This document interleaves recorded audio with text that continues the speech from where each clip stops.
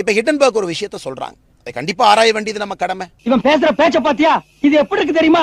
வழியில போற ஆசாரிய கூப்பிட்டு எனக்கு ஒரு ஆப்பு வைன்னு சொல்ற மாதிரி இருக்கு. அவங்க நல்லவங்களா கெட்டவங்களா நம்ம பார்க்க கூடாது. ஹிண்டன்பர்க் சொல்லி இருக்கிறாங்க, அது போல 1000 பேர் சொல்றாங்க. ஏதோ சபையில பேசணுங்கிறதுக்காகவே பேசுற. இந்த செபியினுடைய தலைவராக இருக்கக்கூடியவருக்கு ஆஃப் ஷோர் அக்கௌண்ட்ல வந்து ஏதோ சம்பந்தம் இருக்குங்கிறாங்க. அது கண்டிப்பா கண்டறியப்பட வேண்டியதுதான். நீ என்னடா சொல்றது சொல்ற? எங்களுக்கு தெரியும் நீ சுத்த மூடு. ஆனா இதற்கு முறை நாம நல்லா புரிஞ்சுக்கணும், ஹிண்டன்பர்க் அவங்க புலி வருதுன்னு பல முறை புலி வருதுன்னு சொல்லி கழுது புலி கூட வரல. காமெடி எல்லாம் பண்ணாதீங்கடா. பண்ணவன் நிலைமைக்கு என்னன்னு பாருங்கடா. நாமளும் புலி வருதுன்னு 3 மாசமா திரும்பி பார்த்தோம். ஹிண்டன்பர்க்ல சொல்லிட்டான் அதானி புலி வருதா அம்பானி புலி வருதான்னு பார்த்தோம். நல்லா காக்கா புடி என்ன பிடிச்சாலும் அங்க ஒண்ணும் மசிய போறது இல்ல. சொல்லிட்டான் அதானி புலி வருதா அம்பானி புலி வருதான்னு பார்த்தோம். ஒரு கழுது புலிய கூட காணா. மண்டைய வச்சு அண்டா குடு.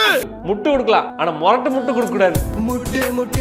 ஆனா இந்த முறை மறுபடியும் செபி புலி வந்திருக்குன்னு கிளம்பி இருக்கு. அதையும் இன்வெஸ்டிகேட் பண்ணுவோம். அரசுங்கிறது என்னங்க, நான் பார்க்காம இருக்க கூடாதுல்ல. நீ சொன்னதெல்லாம் பழிக்குமா ஐயா?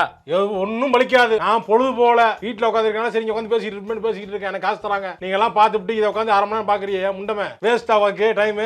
ஏஞ்சி வேலைக்கு போ. எல்லாம் கேட்டு வேஸ்ட். வேலையை பாருங்க, எல்லாம் கிளம்பி போங்க எல்லாரும்.